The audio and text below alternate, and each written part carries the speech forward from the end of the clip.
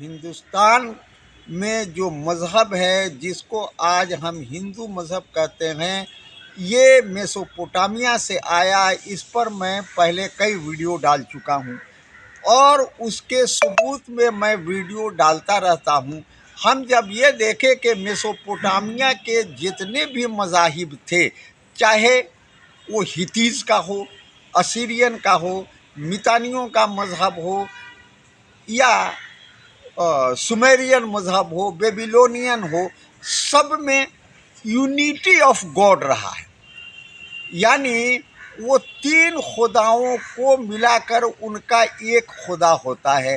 جیسے رومن کا ٹرینیٹی تھا اور انہوں نے اس کو کرسچن مذہب میں شامل کر دیا، father, son and holy ghost, اور یا ہولی اسپرٹ، تو یہ تین مل کر ایک خدا ان کے یہاں ہوتا ہے۔ جبکہ اسلام میں وننس آف گاڈ ہے، یونیٹی آف گاڈ نہیں۔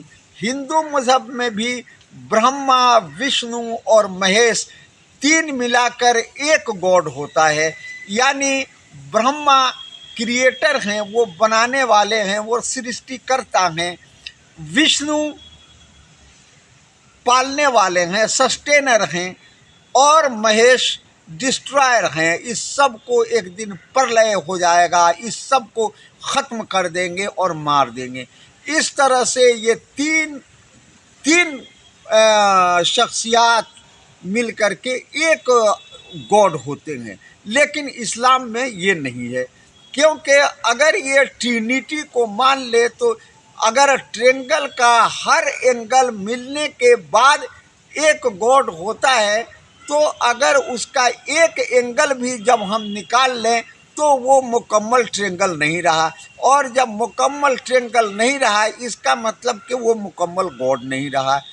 تو اسلام یہ نہیں کہتا، اسلام یہ کہتا ہے کہ اللہ ایک ہے، وہ کسی پر منحصر نہیں ہے، نہ وہ کسی سے پیدا ہوا ہے، نہ اس سے کوئی پیدا ہوا ہے، اور نہ ہی اس کے برابر کا کوئی ہے۔